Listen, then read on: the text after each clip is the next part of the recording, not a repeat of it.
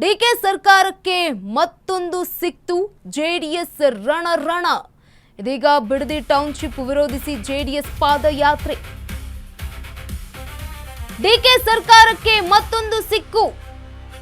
Bidadi township ವಿರೋಧಿಸಿ JDS ಪಾದಯಾತ್ರೆಗೆ ಮುನ್ನ ತಾತನ ಆಶೀರ್ವಾದವನ್ನ ಪಡೆದಿದ್ದಾರೆ ನಿಖಿಲ್ ಕುಮಾರಸ್ವಾಮಿ. ರೈತರ ಹಿತಕ್ಕಾಗಿ ಮಾಡುವ ಹೋರಾಟಕ್ಕೆ ಜಯ ಸಿಗಲಿ ಅಂತ ಆಶೀರ್ವಾದ ಮಾಡಿದ್ದಾರೆ. ರೈತರ ಭೂಮಿ ಉಳಿಸುವ ಹೋರಾಟ ಯಶಸ್ವಿಯಾಗಲಿ ಅನ್ನುವಂಥದ್ದು ಜೆಡಿಎಸ್ ಬಿಡದಿ ಪಾದಯಾತ್ರೆಗೆ ದೇವೇಗೌಡರು ಆಶೀರ್ವಾದವನ್ನ ಮಾಡಿದ್ದಾರೆ. ಮೊಮ್ಮಗನಿಗೆ ದೊಡ್ಡಗೌಡರ ಆಶೀರ್ವಾದವನ್ನ ಪಡೆದುಕೊಂಡಿದ್ದಾರೆ ನಿಖಿಲ್ ಕುಮಾರಸ್ವಾಮಿ. ದೇವೇಗೌಡರಿಗೆ ಹೋರಾಟದ ವಿವರ ತಿಳಿಸಿದ್ದಾರೆ ನಿಖಿಲ್ ಕುಮಾರಸ್ವಾಮಿ. ಏನೇನು ಹೋರಾಟವನ್ನ ಮಾಡ್ತಿದ್ದೀವಿ ಅಂತ ನಿಖಿಲ್ ತಲೆ ಮೇಲೆ ಕೈ ಇಟ್ಟು ಆಶೀರ್ವಾದ ಮಾಡಿದ್ದಾರೆ ದೇವೇಗೌಡರು. ರೈತರ ಭೂಮಿ ಉಳಿಸಲು ಹೋರಾಟ ಮಾಡ್ತಿದ್ದೀರಿ, ದೃಢವಾಗಿ ನಿಂತು ಹೋರಾಡಿ, ಜನ ಬೆಂಬಲ ನಿಮ್ಗಿದೆ ಅಂತ ಆಶೀರ್ವಾದ ಮಾಡಿರುವಂಥದ್ದು ನಿಖಿಲ್ ಕುಮಾರಸ್ವಾಮಿ ಅವರಿಗೆ ದೊಡ್ಡಗೌಡರು ಆಶೀರ್ವಾದ ಮಾಡಿರುವಂಥದ್ದು ಈ ರೀತಿಯಾಗಿ.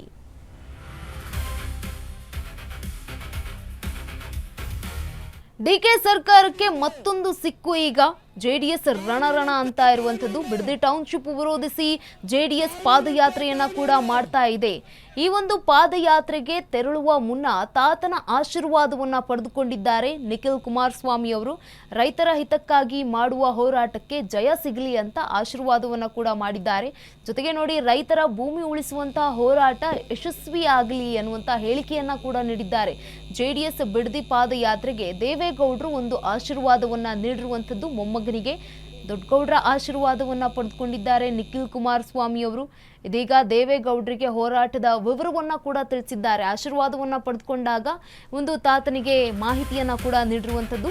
ಬಿಡದಿ ಟೌನ್ಶಿಪ್ ವಿರೋಧಿಸಿ ಜೆಡಿಎಸ್ ಪಾದಯಾತ್ರೆ ಆರಂಭವಾಗುವ ಸ್ಥಳದಲ್ಲಿ ಸಕಲ ಸಿದ್ಧತೆಯನ್ನ ಕೂಡ ಮಾಡಿಕೊಳ್ಳಲಾಗಿದೆ. ಬೈರಮಂಗಲದ ತುಂಬಾ ಪಾದಯಾತ್ರೆ ಬ್ಯಾನರ್ಗಳ ಅಬ್ಬರ ಕೂಡ ಇದೆ. ಭದ್ರತೆಗಾಗಿ 1000ಕ್ಕೂ ಹೆಚ್ಚು ಪೊಲೀಸರ ನಿಯೋಜನೆ ಕೂಡ ಆಗಿರುವಂತದ್ದು. ರಾಜ್ಯದ ಹಲವೆಡೆಯಿಂದ ಆಗಮಿಸ್ತಾ ಇದ್ದಾರೆ ರೈತರು ಈ ಒಂದು ಬಿಡದಿ ಪಾದಯಾತ್ರೆಗೆ. ಇನ್ನು ಸರ್ಕಾರ ಯಾವುದೇ ಕಾರಣಕ್ಕೂ ಕೂಡ ಟೌನ್ಶಿಪ್ ಅನ್ನ ಮುಂದುವರಿಸಬಾರದು. 3 ದಿನ ಪಾದಯಾತ್ರೆ ಬಳಿಕ ವಿಧಾನಸೌಧಕ್ಕೆ ಮುತ್ತಿಗೆ ಹಾಕುತ್ತೇವೆ, ಈ ರೀತಿಯಾಗಿ ಎಚ್ಚರಿಕೆಯನ್ನ ಕೂಡ ನೀಡಲಾಗಿದೆ. ಇದೀಗ ಬಿಡದಿ ಟೌನ್ಶಿಪ್ ವಿರೋಧಿಸಿ ಜೆಡಿಎಸ್ ಪಾದಯಾತ್ರೆಯನ್ನ ಶುರು ಮಾಡ್ತಾ ಇದೆ. ಈ ಒಂದು ಪಾದಯಾತ್ರೆಗೆ ಸಕಲ ಸಿದ್ಧತೆ ಕೂಡ ಆಗಿರುವಂತದ್ದು. ಪಾದಯಾತ್ರೆ ಆರಂಭವಾಗುವ ಸ್ಥಳದಲ್ಲಿ ಸಕಲ ಸಿದ್ಧತೆಯನ್ನ ಕೂಡ ಮಾಡಿಕೊಳ್ಳಲಾಗಿದೆ. ಬೈರಮಂಗಲದ ತುಂಬಾ ಪಾದಯಾತ್ರೆ ಬ್ಯಾನರ್ಗಳ ಅಬ್ಬರ ಇದೆ. ಭದ್ರತೆಗಾಗಿ 1000ಕ್ಕೂ ಹೆಚ್ಚು ಪೊಲೀಸರ ನಿಯೋಜನೆಯನ್ನ ಕೂಡ ಮಾಡಲಾಗಿದೆ. ಇನ್ನು ರಾಜ್ಯದ ಹಲವೆಡೆಯಿಂದ ಆಗಮಿಸ್ತಾ ಇದ್ದಾರೆ ರೈತರು.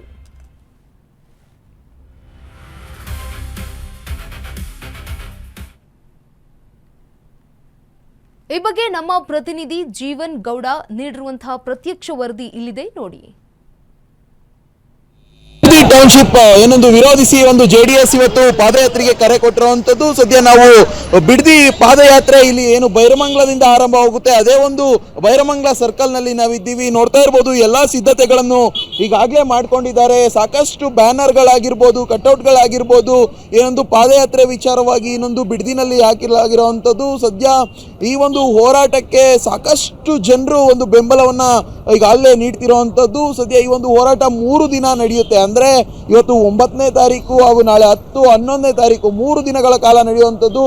ಬಿಡದಿಯ ಬೈರಮಂಗಲ ಸರ್ಕಲ್ ನಿಂದ ಏನು ಬೆಂಗಳೂರಿನ ಫ್ರೀಡಂ ಪಾರ್ಕ್ ವರೆಗೂ ಕೂಡ ಈ ಒಂದು ಪಾದಯಾತ್ರೆ ನಡೆಯುವಂಥದ್ದು. ಈ ಒಂದು 3 ದಿನದ ಪಾದಯಾತ್ರೆಯಲ್ಲಿ ಸರ್ಕಾರವನ್ನ ಹೇಗಾದ್ರೂ ಮಾಡಿ ಇಕ್ಕಟ್ಟಿಗೆ ಸಿಲುಕಿಸಬೇಕು ಅನ್ನೋ ಒಂದು ನಿಟ್ಟಿನಲ್ಲಿ ಸದ್ಯ ಈ ಒಂದು ಪಾದಯಾತ್ರೆಯನ್ನ ಆರಂಭ ಮಾಡ್ತಿದ್ದಾರೆ. ಇನ್ನು ಇವತ್ತಿನ ಪಾದಯಾತ್ರೆಗೆ ಬಿಜೆಪಿ ಕೂಡ ಒಂದು ಬೆಂಬಲವನ್ನ ಕೊಟ್ಟಿರುವಂತದ್ದು. ಈ ಒಂದು ಬಿಜೆಪಿ ಈ ಒಂದು ಪಾದಯಾತ್ರೆಯಲ್ಲೂ ಕೂಡ ಸಾಂಕೇತಿಕವಾಗಿ ಭಾಗಗೊಳ್ಳುತ್ತೆ ಅಂತ ನಿನ್ನೆ ಕೂಡ ಒಂದು ಕ್ಲಾರಿಫಿಕೇಶನ್ ಕೊಟ್ಟಿದ್ದಾರೆ.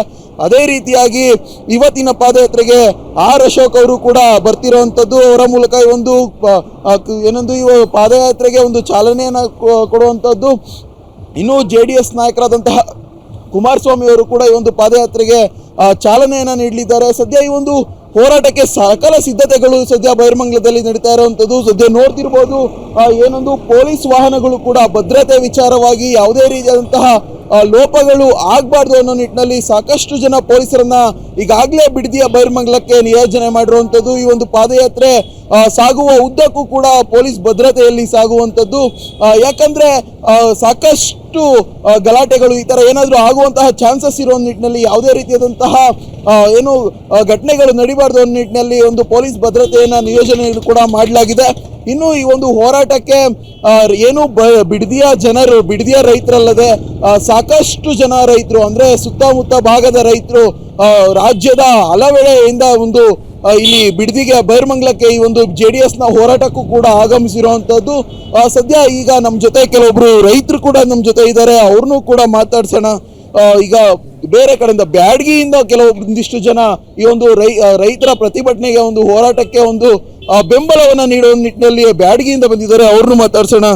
ಸರ್, ಮೊದಲನೇದಾಗಿ ಬ್ಯಾಡಗಿಯಿಂದ ಬರುವಂತ ಏನು ಸರ್ ನಿಮ್ಗೆ ಏನ್ ಇಂಟೆನ್ಷನ್ ಇಂದ ಬಂದ್ರಿ ಸರ್ ಈ ಒಂದು ಪಾದಯಾತ್ರೆಗೆ? ಮೊಟ್ಟ ಮೊದಲನಾಗಿ ನಿಮಗೆ ಟಿವಿ ಚಾನಲ್ಗೂ ತುಂಬಾ ಥ್ಯಾಂಕ್ಸ್ ಹೇಳಕ್ಕೆ ಇಷ್ಟಪಡ್ತಾ ಇದ್ದೀನಿ. ವಿಶ್ವಮೇಧ ಟಿವಿ ಅಲ್ಲ, ಇದಕ್ಕೆ ನಾವು ಥ್ಯಾಂಕ್ಸ್ ಅಶ್ವವೇಗ ಈ ಟಿವಿ ಚಾನಲ್ ಅವರಿಗೆ ಥ್ಯಾಂಕ್ಸ್ ಹೇಳಕ್ಕೆ ಇಷ್ಟಪಡ್ತಾ ಇದ್ದೀನಿ. ಸೊ ಏನಂದ್ರೆ ಬೈರಮಂಗಲ ಇವತ್ತು ಪಾದಯಾತ್ರೆ ಯಾವ ಥರ ಅಂತಂದ್ರೆ ಇದು ನಮ್ದು ಟೌನ್ಶಿಪ್ ಮಾಡ್ತಾ ಇದ್ದಾರೆ, ನಮ್ಗೆ ಯಾವ್ದು ಇಷ್ಟ ಇಲ್ಲ. ಆ್ಯಕ್ಚುಲಿ ಇವಾಗ ಇಲ್ಲಿ ಬೈರಮಂಗಲದಲ್ಲಿ ರೈತಾಪಿ ಜನ ಜಾಸ್ತಿ ಇರೋದ್ರಿಂದ ಟೌನ್ಶಿಪ್ ಆಗ್ಬೋದು ನಮ್ಗೆ ಇಷ್ಟ ಸರ್. ಅಲ್ಲಿ ಬ್ಯಾಡಗಿಂದ ಬಂದಿರೋದು ನಾವೀಗ ಪಾದಯಾತ್ರೆ ಮಾಡ್ಕೊಂಡು ಬಂದಿದ್ದೀವಿ ಸರ್ ಇಲ್ಲಿಗೆ. ಸರ್, ಈಗ ಬ್ಯಾಡಗಿಯಿಂದ ಬಂದಿದ್ದೀರಾ, ಏನು 3 ದಿನದ ಒಂದು ಪಾದಯಾತ್ರೆಗೂ ಬೆಂಬಲವನ್ನ ಕೊಡ್ತೀರಾ ನೀವು? ಕೊಡ್ತೀನಿ ಸರ್. ನಾವು JDS ಪಕ್ಷದಿಂದ ನಾವು ಸಮ್ಮಿಶ್ರ ಸರ್ಕಾರ ಇರೋದ್ರಿಂದ ಯಾವ್ದು ಅಂದ್ರೆ BJP ಪ್ಲಸ್ JDS ಎರಡು ಮಿಶ್ರ ಇರೋದ್ರಿಂದ ನಾವು 2 ದಿವಸಕೊಂಡು ಸಪೋರ್ಟ್ ಮಾಡ್ತೀವಿ ಸರ್. ನಾವು ಬೈರಮಂಗಲಕ್ಕೆ ಸಪೋರ್ಟ್ ಮಾಡಕ್ಕೆ ರೆಡಿ ಇದ್ದೀವಿ ಸರ್. ಈ ಒಂದು ಪಾದಯಾತ್ರೆ ಮೂಲಕ ಸರ್ಕಾರಕ್ಕೆ ನಿಮ್ಮ ಆಗ್ರಹ ಏನು? ಸೊ ಸರ್ಕಾರಕ್ಕೆ ತಿಳಿಪಡಿಸೋದು ಏನಂದ್ರೆ ಅವೆಲ್ಲ ಓಟ್ ಹಾಕ್ಬಿಟ್ಟು ಗೆಲ್ಲಿಸ್ಬಿಟ್ಟು ಅವ್ರನ್ನ ಕಳಿಸಿದ್ವಿ, ವಿಧಾನಸಭೆ ಕಳಿಸಿದ್ದೀವಿ. ಈ ಥರ ಮಾಡಬಾರ್ದು ಅಂತ ಮನಸ್ಸಿಗೆ ಸರ್, ಈ ಥರ ಮಾಡಬಾರ್ದು. ಯಾಕಂದ್ರೆ ಜನಗಳೆಲ್ಲ ನಂಬಿಕೆ ಇಟ್ಕೊಂಡು ನಿಮ್ಗೆ ಕಳಿಸ್ಕೊಟ್ಟಿದ್ದಾರೆ, ಒಳ್ಳೇದೇ ಮಾಡ್ಕೊಳ್ಬೇಕು. ಇದನ್ನ ಬೈರಮಂಗಲನ ಟೈಮ್ಶಿಪ್ ಮಾಡಿ ತಪ್ಪಾಗುತ್ತಲ್ವ ಸರ್? ರೈತಾಪಿ ಜನ ಜಾಸ್ತಿ ಇದ್ದಾರೆ ಇಲ್ಲೆಲ್ಲ, ಅದೆಲ್ಲ ಮಾಡಬಾರ್ದು ನಮ್ಮ ಮನಸ್ಸಿಗೆ ಸರ್. ಎಸ್, ನೋಡ್ತಿರ್ಬೋದು ಮತ್ತಷ್ಟು ರೈತರು, ನಮ್ಮ ರೈತ ಮುಖಂಡರು ನಮ್ಮ ಜೊತೆ ಇದ್ದಾರೆ, ಬಿಡದಿ ಭಾಗದ ರೈತರು ಇದ್ದಾರೆ, ಅವ್ರನ್ನ ಮಾತಾಡ್ಸೋಣ. ಸರ್, ಮೂಲತಃ ಬಿಡದಿಯವರಾಗಿದ್ದೀರಾ ನೀವು, ಆದ್ರೆ ಈ ಒಂದು ಬಿಡದಿ ಟೌನ್ಶಿಪ್ ಮಾಡ್ತಿರೋವಂಥದ್ದು ಎಷ್ಟರ ಮಟ್ಟಿಗೆ ಸರಿ ಇದೆ? ಸರಿ ಇಲ್ಲ ಸ್ವಾಮಿ, 100% ಸರಿ ಇಲ್ಲ.